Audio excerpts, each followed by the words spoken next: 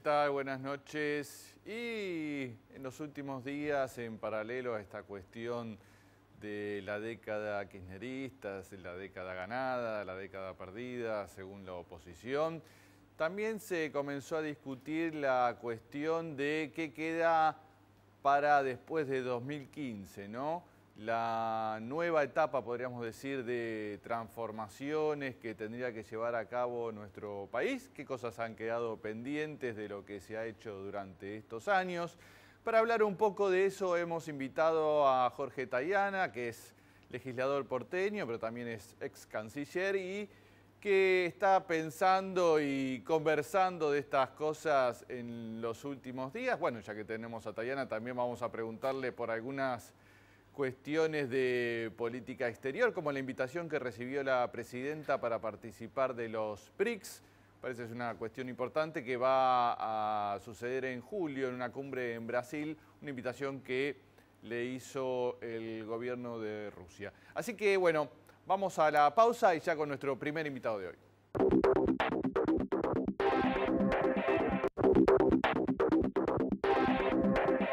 Muy bien, y acá estamos con Jorge Tayana y como decíamos, ¿qué tal Jorge? ¿Cómo va?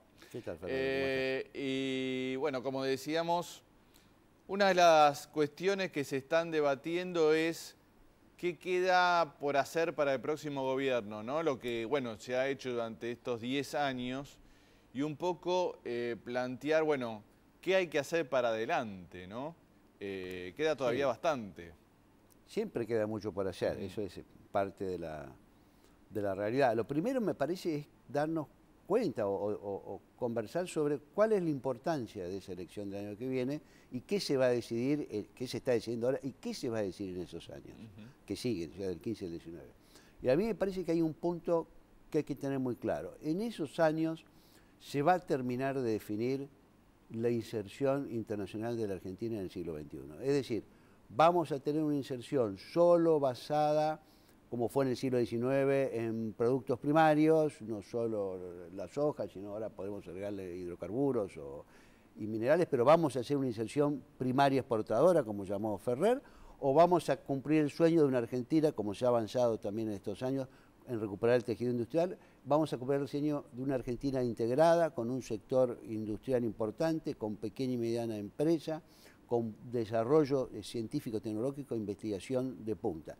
Ese modelo, el viejo modelo de la rural versus Carlos Pellegrini y Vicente Fidel López en el siglo XIX, y un modelo más agroexportador abierto, que remite al viejo conflicto que hubo con el campo, o un modelo donde la renta extraordinaria del agro se use para desarrollar otros sectores, eso se va a determinar de definir en el próximo Por lo que gobierno. uno ve, por lo menos los candidatos opositores se han reunido todos con el campo y le han prometido el oro y el moro, ¿no? Como que se van a bajar las retenciones, vamos a hacer todo para ustedes. Ustedes son el futuro del país, hay como una apuesta muy fuerte, ¿no?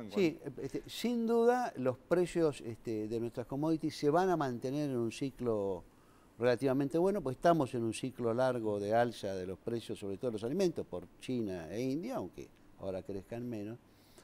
Y sin duda el agro argentino tiene una competitividad extraordinaria y tiene condiciones, ventajas comparativas excepcionales.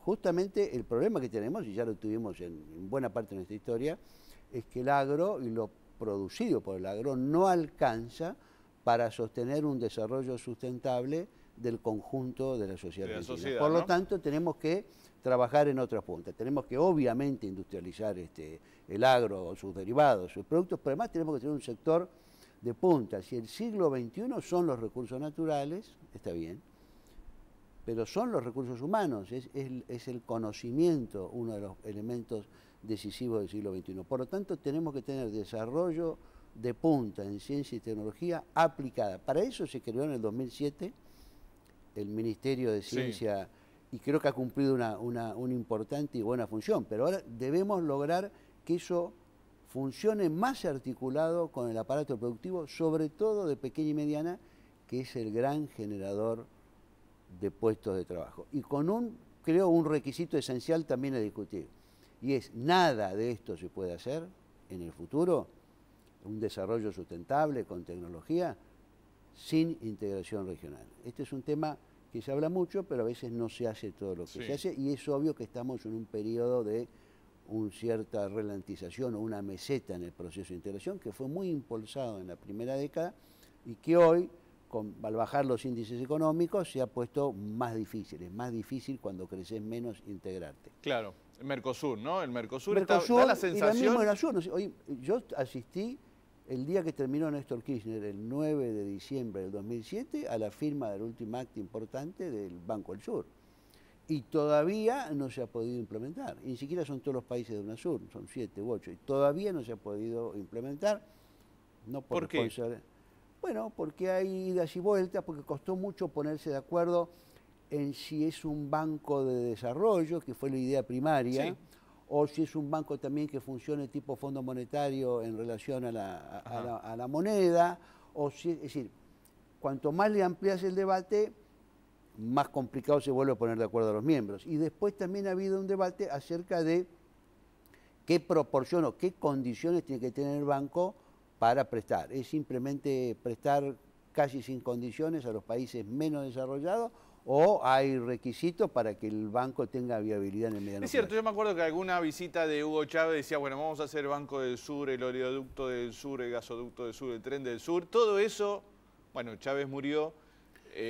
Lo cierto es que sí, América del Sur se desarrolla como un centro de producción de hidrocarburos importante y que eso ha crecido en Venezuela, ha crecido en Bolivia y ahora va a crecer en Argentina sin duda como productor de gas. O sea, el asunto son las conexiones, las interconexiones, son complejas, son largas, Perú también está diciendo, y no es sencillo realizar. Pero en el Banco del Sur es una herramienta, uno puede decir pequeña, pero es una parte importante de una estrategia de remodelación del sistema financiero internacional, a que todo el mundo acusa de la crisis del 2008 y que teóricamente el G20 iba a reformar, iba a tener una tasa Tobin, iba a poner el cascabel al gato, y lo que ha pasado es que prácticamente nada de eso ha sucedido, ¿no? Sigue altísima la especulación financiera, sigue altísima la financiarización, siguen los cubiles, las cuevas fiscales, para no llamarlos paraísos en esa mala tradición, sigue siendo muy poco regulado todo el sistema financiero internacional que favorece muchísimo la especulación y poco la producción. Hablabas de China e India y bueno, Argentina recibió la presidenta Cristina Kirchner concretamente la invitación para ir en julio a Fortaleza, donde se va a hacer la próxima cumbre del grupo BRICS, que sabemos que es Brasil, China, Rusia, India, Sudáfrica, los países emergentes. ¿Qué importancia tiene eso?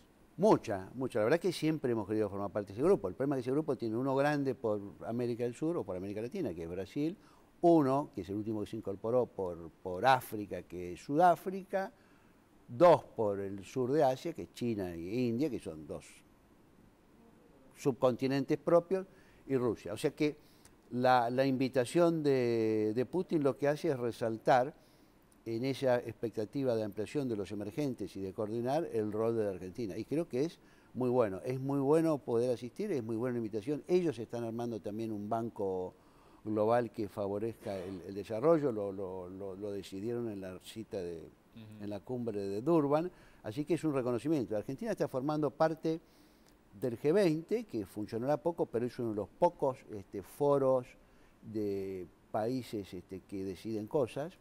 Está participando activamente ahí y la invitación a los BRICS creo que demuestra que Argentina está en lo que señalamos hace bastante y la oposición se resiste a aceptar, y es que está en una onda larga de crecimiento y que el mayor mérito del gobierno de Cristina y del periodo del 2003 hasta el año que viene va a ser que por primera vez en decenas de años, en bastante más de medio siglo, un periodo político de la Argentina no termina con explosión y todo de nuevo y todo en otro sentido, sino que le va a dejar el gobierno a otro presidente o presidenta con un país bastante mejor sobre el que se va a poder seguir construyendo. ¿Y hay posibilidad de que Argentina se sume ya como miembro a ese grupo? Supongo que será un proceso, pero... Es un proceso, pues parece una economía menor, ¿no?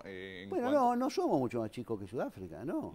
No, lo que pasa es que no estamos en África, pero digamos, Argentina tiene un Producto Bruto de acuerdo a cómo se lo mire, pero cualquier medida conservadora te da arriba de 500.000 millones de dólares, Y no es una economía tan chica. Sudáfrica es una cosa bastante similar en dimensión y incluso en población. Así que no, eso está perfectamente bien. Y nosotros tenemos un desarrollo científico-tecnológico que cuenta bastante. Y yo creo que es perfectamente razonable. El asunto es cuál es la estrategia ampliada, porque si incorporás un segundo de acá, tenés que incorporar seguramente un segundo de África, hay que incluir Claro. un país árabe grande o no, tiene que estar. Entrás en una serie de discusiones institucionales por parte de ellos. Bueno, pero yo creo que es una buena cosa para la Argentina. Y si nosotros trabajamos y avanzamos en los pendientes, tenemos pendiente todavía un sector grande de trabajo en negro, tenemos que consolidar, repito, este tema de la industria. Yo creo que para eso es imprescindible un banco de desarrollo industrial. No hay país en el mundo que se haya desarrollado sin un banco de desarrollo industrial. Perfecto.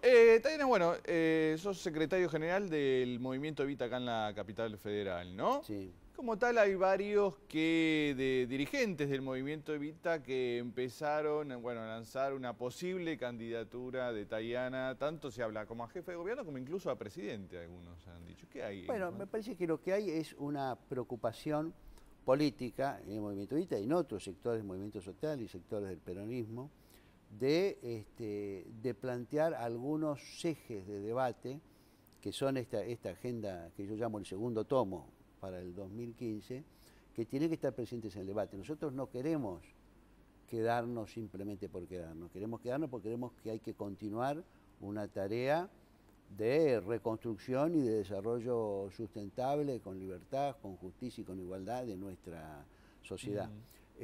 Y para eso creemos que algunos temas tienen que estar en el centro del escenario. Tiene que estar el tema de las personas con situaciones laborales no con plenitud de derechos, tiene que estar el tema del desarrollo de la pequeña y mediana, tiene que estar el tema de una reforma tributaria. El sistema tributario nuestro ha avanzado mucho en cobrar, pero sigue siendo muy regresivo. Tenemos una ley de entidades financieras que tiene que modificarse. El sector financiero ha ganado dinero a raudales en estos últimos años y eso lo reconocen todos. Tenemos una ley de inversiones extranjeras que no es buena, que es muy pequeña, que no dice para qué queremos que vengan las inversiones. Es decir, me parece que tenemos muchos temas, y tenemos el tema científico-tecnológico vinculado que instalar a la producción. ¿Y los candidatos que están en danza hoy en día no garantizan o...? Bueno, yo creo que los candidatos no son personas desconectadas de la realidad. Los candidatos son personas que tratan de interpretar una realidad y que se mueven también en parte dentro de un marco, que en el caso sería el Frente para la Victoria, dentro de un marco en donde está más o menos presentes ciertos temas, ciertas agendas, ciertas prioridades y ciertas fuerzas sociales que las expresan. Y yo creo que en eso tenemos que ayudar a poner en el debate temas que aparecen poco en el debate o que aparecen con poca fuerza. Todo este tema de la cuestión de la informalidad en la sociedad y de las debilidades de la presencia del Estado en muchos sectores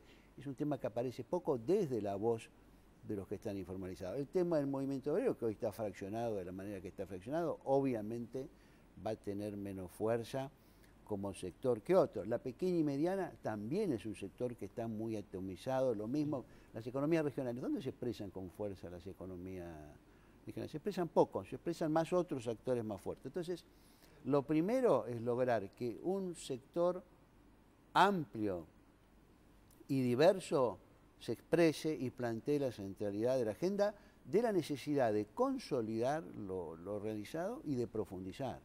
Y yo repito, consolidar y profundizar no son palabras o conceptos contradictorios, al contrario, son complementarios. Para consolidar lo conquistado hay que profundizar y realizar lo que falta, y para profundizar hay que consolidar. Ese es el debate que hay que dar y después hay que ver quiénes son los que más adecuadamente pueden expresar ese debate. Muy bien, Jorge Tayana, muchas gracias por estar aquí. Gracias, nosotros vamos a la pausa y nos metemos en el tema de la provincia de Buenos Aires.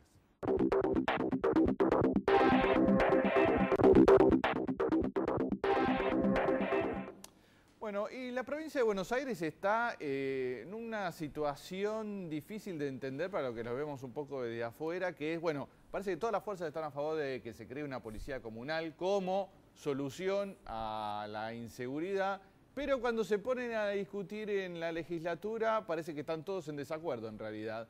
En la Cámara de Diputados el masismo y el kirchnerismo, si orimos y de Frente para la Victoria votaron a favor de un proyecto que cuando llegó al Senado, bueno, se rompió ese acuerdo y ahora se votó, después de mucho esfuerzo, en general la policía comunal, pero hay diferencias para que se convierta en ley, no se aprueba en particular. Estamos con Adrián Grana, que es diputado por el Frente Nuevo Encuentro, que está, bueno, en el Frente para la Victoria, que a ver si nos puede explicar un poco qué es lo que está sucediendo, por qué a veces se ponen de acuerdo y por qué cuando llega el momento de votar están en desacuerdo, ¿no? A ver, lamentablemente todavía a nuestra democracia y a los dirigentes de nuestra democracia falta madurar mucho en términos del debate serio con respecto a lo que son herramientas de gestión para los futuros gobiernos. En campaña es muy fácil decir que uno está de acuerdo con determinado proyecto de ley. El dictamen que votamos en diputado, la media sanción que ya tiene este proyecto, son alrededor de 100 y pico de artículos, donde hay una cantidad de especificidades muy importantes, donde cada uno de esos artículos ayuda a que sea un estilo de policía u otro estilo de policía. Nosotros con Marcelo Saín hace ya más de 2 años presentamos un proyecto que tiene que ver básicamente con esta impronta que desde la perspectiva de la seguridad democrática, con la impronta que Néstor Kirchner le dio a la creación de la policía aeronáutica cuando le pidió a Marcelo Saín que la lleve adelante.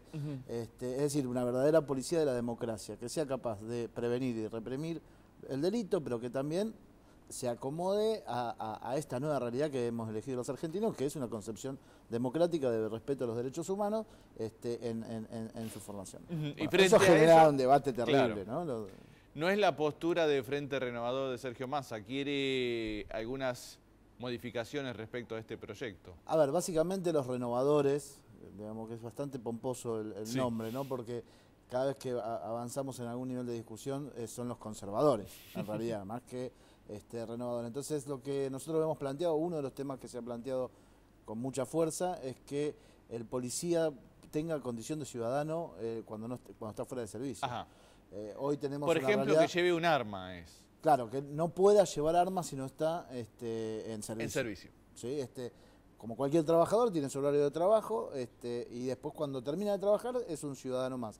Pero esto tiene un condimento que es que la mayor cantidad de muertos, de policías muertos, se registran en la provincia de Buenos Aires fuera de la fuera de servicio. Claro, lo vemos, ¿no? A diario cuando ocurre una discusión de tránsito, un robo en cualquier lado, bueno, el policía si está armado saca el arma y ahí se arma un tiroteo. Pero aparte porque digo, es una concepción de que el policía puede actuar como si fuera un llanero solitario, claro, un sheriff. Y la verdad que un policía eficiente es el que trabaja en el marco de un operativo.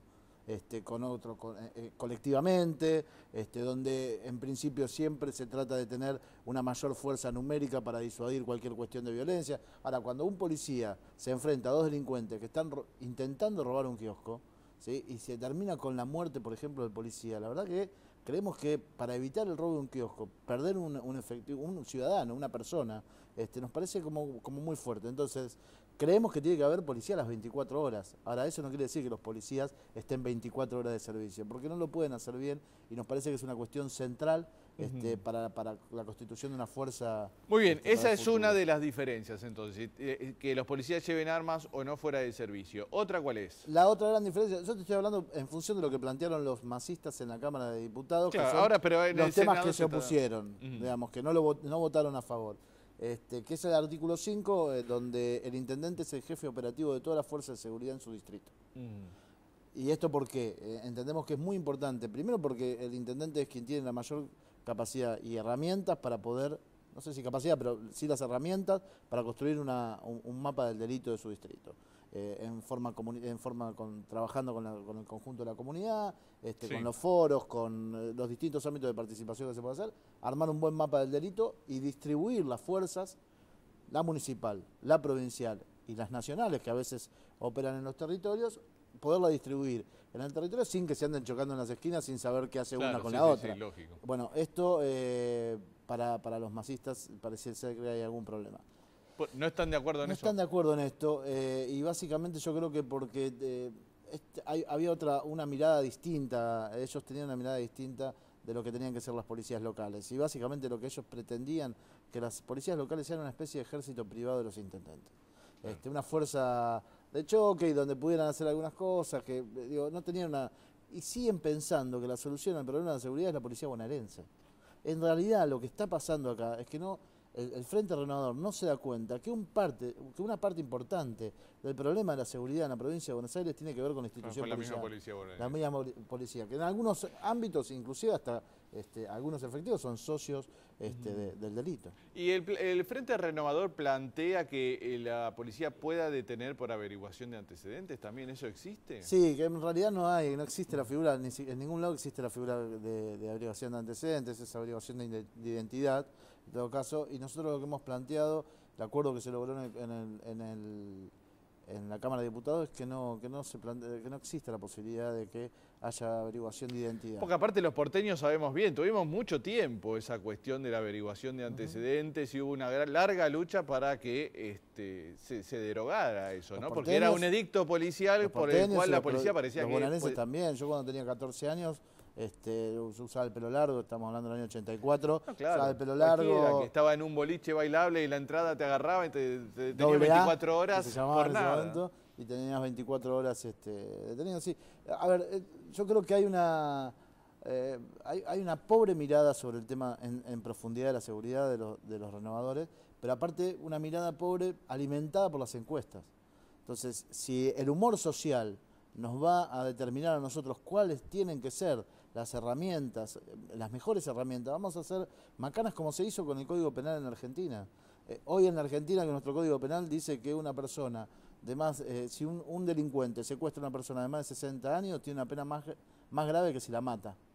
Y esto es porque el humor social, con Bloomberg a la cabeza, modificó como modificó nuestro Código Penal, haciendo un mamarracho de él. Entonces, mamarracho jurídico y aparte, se grava más cuestiones más leves que las más graves. Entonces hay que ser muy serios, hay que ser muy profundos, hay que trabajar mucho en esto de poder construir una herramienta que de verdad sirva para prevenir y para reprimir el delito. Desde una lógica de convivencia social que es la democracia, que es la que elegimos vivir. Bueno, pero podríamos decir definitivamente hay un consenso que la policía comunal puede ayudar. Ahora la discusión está puesta en qué policía comunal por supuesto. Quiere cada uno. Nosotros queremos una policía de la democracia. Queremos una policía que sea capaz, que tenga herramientas para prevenir y para reprimir el delito, pero que también sea capaz de intervenir socialmente como lo hacía en sus inicios la policía, cuando todos recuerdan el policía de la esquina, digamos, de la década del 60, 50, donde era una persona del barrio, que era conocido, que era querido, que era respetado y que ayudaba a intervenir y a resolver problemas de violencia, ya sea delictiva o familiar, en un barrio, en una comunidad. Bueno, nosotros queremos eso, no queremos patotas dando vuelta a las órdenes de un intendente. Esta policía que nosotros estamos diseñando tiene controles de todo tipo, controles municipales, controles provinciales, del Ejecutivo provincial y del Ejecutivo del Legislativo provincial. Es decir, una cosa verdaderamente cuidada que nos permita generar un mayor nivel de seguridad para nuestros ciudadanos. Muy bien, Adrián Grana, muchas gracias por estar aquí. Gracias. Nosotros nos despedimos. Chau, hasta el viernes que viene.